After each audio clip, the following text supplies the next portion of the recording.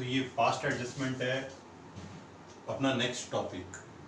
First आपका जो था distribution of profit among the partners, जिसमें आपने P&L एप्रोप्रिएशन बनाया था। सेकंड गारंटी ऑफ प्रॉफिट, और थर्ड टॉपिक है ये अपना फास्ट एडजस्टमेंट। फास्ट एडजस्टमेंट क्या होता है? एक तरह से जो आपने 11th क्लास में पढ़ा है rectification of error, but 11th class में जो आपने रेक्टिफिकेशन पढ़ा है वो आपका जो है P&L से रिलेटेड जो टर्म्स थी वही थी, ठीक है। मतलब सैलरी, P&L और ट्रेडिंग में जो टर्म्स आती थी उन्हीं से रिलेटेड था।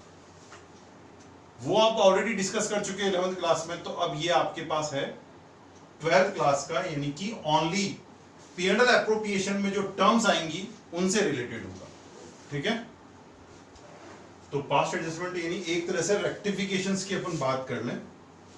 Rectification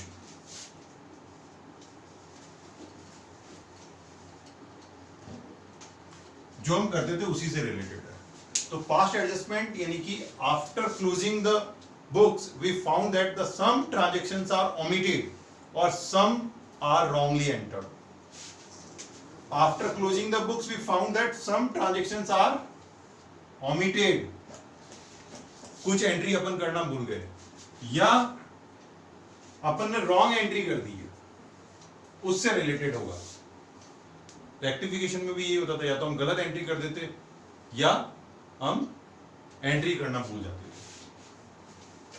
These problems are rectified through the partners capital account। ये ध्यान रखना, पार्टनर्स कैपिटल के थ्रू ही कर सकते हैं by passing single journal entries. ये ध्यान रखना, सिंगल एंट्री के थ्रू एक ही एंट्री करनी है आपको, 2-3 एंट्री नहीं करनी है। वो भी मेथड है 2-3 एंट्री करने का, बट अपने कोर्स में ओनली सिंगल जर्नल एंट्री। फिर अपने सीबीएसई में क्या है वैसे अगर आप सीबीएसई में अपने यही है कि ट्रांजैक्शन जो फर्म्स और पार्टनर्स के बीच में होते हैं उन्हीं से related rectification of error past adjustment है। इंटरेस्ट ऑन कैपिटल हो गया आपका, interest on drawings, salary, commission, और यही है अपने कोर्स में P&L एप्रोप्रिएशन से रिलेटेड। क्योंकि ट्रेडिंग और P&L की तो आप कर चुके हैं 11th क्लास में, तो अब उससे रिलेटेड नहीं है ये आपका। ये थोड़ी एडवांस प्रॉब्लम्स हैं, ये नहीं होगी आपको ये पता है दोनों चीज P&L एप्रोप्रिएशन में नहीं आती है। क्यों नहीं आती है? क्योंकि ये चार्ज है कंपनी पर, कंपलसरी पे करनी है। जर्नल रिजर्व और ड्राइंग्स अपन नहीं करेंगे, एडवांस प्रॉब्लम्स में। जर्नल रिजर्व हो सकता है मैं आपको एक प्रॉब्लम्स करवा दूं इसमें, बाकी ये भी नहीं है। अपने कोर्स में सिर्फ 5 पॉइंट्स है केवल, इन्हीं के अंदर अपन करेंगे। या तो आप इंटरेस्ट ऑन कैपिटल लिखना भूल गए, क्वेश्चंस पार्टनर्स को देना भूल गए, ठीक है, या आपने रॉन्ग एंट्री कर दी, यानी कि देना था 5%, आपने उससे ज्यादा दे दिया या उससे कम दे दिया, इस तरह की problems. Third point. Fourth, types of problems. कितने टाइप्स की प्रॉब्लम्स आएगी अपने इसमें? First, transactions are omitted. अगर आप एंट्री करना भूल गए तो हम उनको कैसे रेक्टिफाई करेंगे? ट्रांजैक्शंस अगर रॉन्गली एंटर्ड कर दिए तो उनको हम कैसे रेक्टिफाई करेंगे? और दोनों का कॉम्बिनेशन, कुछ आप भूल जाएं और कुछ आप एंट्री करना रॉन्ग एंट्री करते हैं। जैसे कि आपने इंटरेस्ट ऑन कैपिटल की एंट्री करना भूल गए, इंटरेस्ट ऑन ड्राइंग्स की करना भूल गए, सैलरी और कमीशन की एंट्री करना भूल गए। These transactions are omitted, तो कैसे रेक्टिफाई करेंगे? इसके अंदर आप profit distributed in wrong ratio,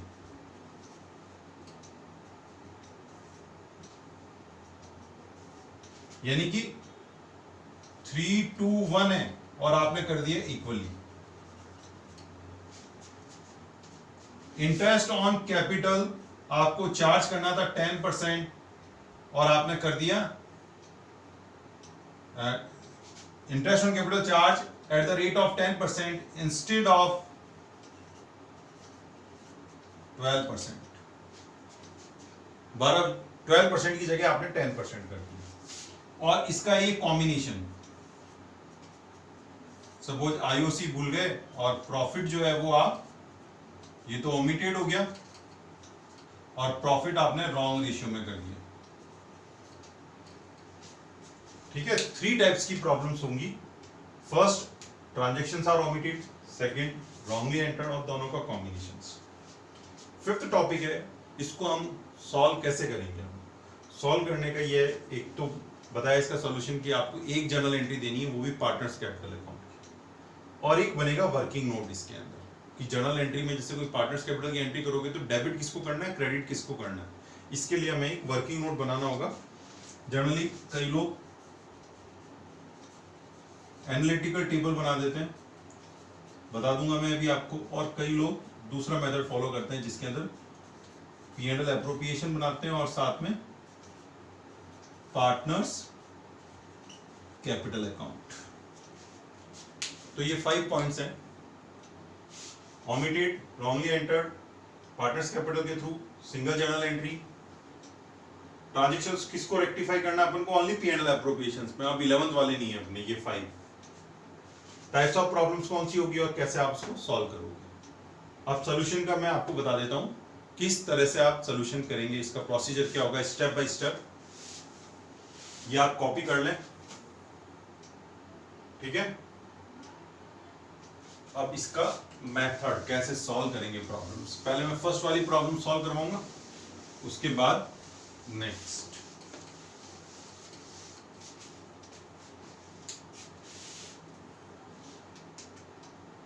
transactions are omitted, type 1 या टाइप 2 के अंदर भी यही प्रोसीजर है, कोई अलग नहीं, तीनों सेम प्रोसीजर्स में ही। प्रोसीजर बता देता हूं। स्टेप 1, जर्नल एंट्री आप पहले भी कर सकते हैं और बाद में भी कर सकते हैं। वर्किंग नोट पहले बना लो या बाद में बना लो आप, ठीक है।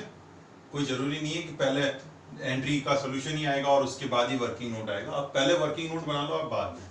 तो वर्किंग नोट में एक तो बनाना है आपका P&L एप्रोप्रिएशन अकाउंट।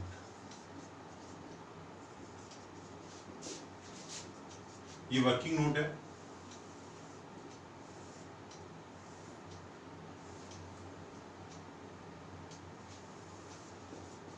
इसमें वैसे ही एंट्री करनी है जैसे आप पहले कर रहे थे, और एक बनेगा पार्टनर्स कैपिटल अकाउंट। अभी हम मान लेते हैं 2 पार्टनर है अपने पास,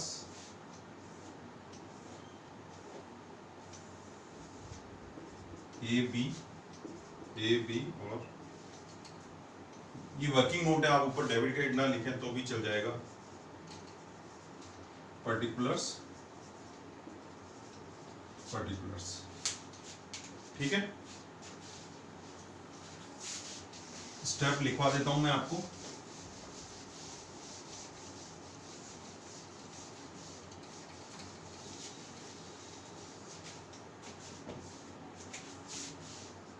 step 1, to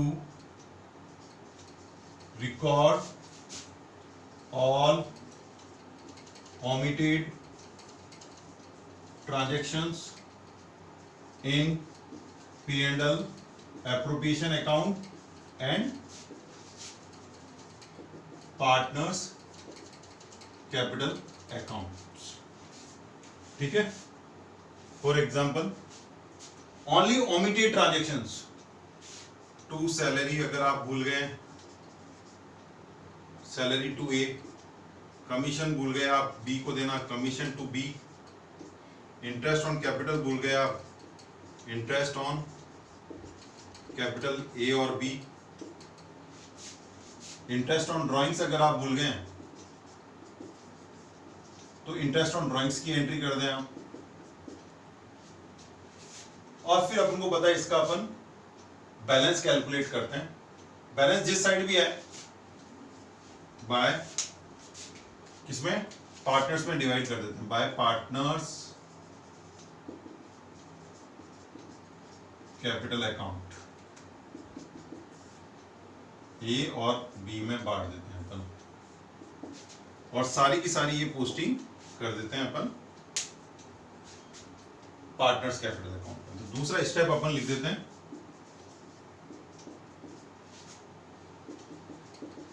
to find out the balance of P&L appropriation account and distributed among partners in their PSR। अब ये कि हमें सिर्फ जो ओमिटेड है बस वो का वो अपन ट्रांसफर करते हैं। क्या क्या हो गया टू, आपको पता है ये सेम है जो आपने पहले किया हुआ पार्टनर्स कैपिटल अकाउंट, सॉरी, और फिर बाय सैलरी,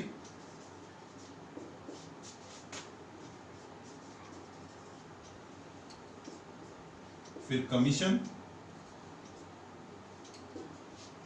और टू P&L एप्रोप्रिएशन अकाउंट से आपने जो ये जो रेड है कलर में ये ट्रांसफर करना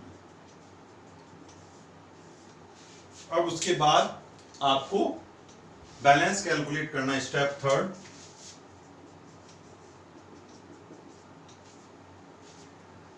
कैलकुलेट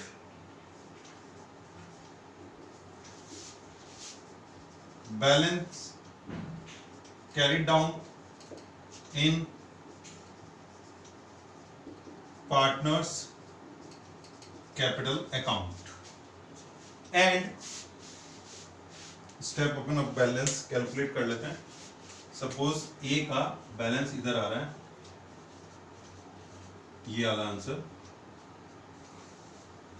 और बी का इधर आ रहा है, क्योंकि दोनों का अलग ही आएगा, ध्यान रखना, क्योंकि जब आप एंट्री करोगे तो एक डेबिट और एक क्रेडिट होगा, टू बैलेंस क्रेडिट, और दोनों सेम होने चाहिए।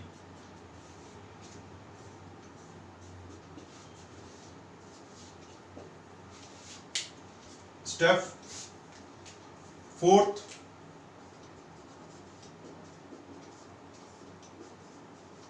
पास जर्नल एंट्री फॉर या with balance carry down amount, यानी इससे एंट्री आपको पास करनी। ये क्या हो जाएगा आपका, ध्यान रखना, ये कौन सा बैलेंस है आपका, ये आपका ध्यान रखना डेबिट बैलेंस है, और ये आपका कौन सा बैलेंस है, क्रेडिट बैलेंस। तो ये बी पार्टनर्स क्या हो जाएगा आपका क्रेडिट, और ए पार्टनर्स क्या हो जाएगा आपका डेबिट। तो जर्नल एंट्री क्या होगी आपकी, डेबिट कौन हो रहा है, ए, तो as capital account debit to B's capital account, ये ध्यान रखना। सेम अमाउंट से अगर 3 है तो कोई भी 2 डेबिट हो सकते हैं, एक क्रेडिट हो सकता है, या एक का सेम अमाउंट आ जाए, इक्वल आ जाए, नहीं आए और 2 ही आ जाए। इस तरह से आपको ये करना है, जो भी ओमिशन है वो लिखना है, जो आप प्रोसीजर फॉलो कर रहे थे वो ही करना है आपको, ठीक है। अब इसके अंदर एक नोट ध्यान रखना, मोस्ट इंपॉर्टेंट नोट, मैं नीचे नहीं लिख रहा हूं, ऊपर लिख रहा हूं, ऊपर दो नोट यहां लिख देता हूं। If capital accounts are fixed then use current account, ये इंपॉर्टेंट है, ध्यान रखना, आपके बोर्ड के एग्जाम में आता है। इनको और भी मेथड से सॉल्व कर सकते हैं, ये बेस्ट मेथड है। आपको ये क्यों, इसका रीजन मैं आपको बताऊंगा। 2019 में जो बोर्ड का पेपर आया वो इस मेथड से करते तो इजीली हो जाता, बाकी सभी बच्चों के रॉन्ग ही हुए हैं 2019 का पेपर जो था, ठीक है। Step first, record transactions. Number 2, find out the balance and divide. Third, calculate the, transfer कर दिया अपन ने, ट्रांसफर करने के बाद कैलकुलेट करना है बैलेंस, और बैलेंस हमेशा ध्यान रखना डेबिट और क्रेडिट का। अगर डेबिट में आ रहा है तो क्रेडिट बैलेंस है, और क्रेडिट में आ रहा है वो आपका डेबिट बैलेंस, और वही एंट्री, ठीक है। ये आप नोट कर लेना, इंपॉर्टेंट है, क्योंकि past adjustment continue last 2 year से आ रहा है।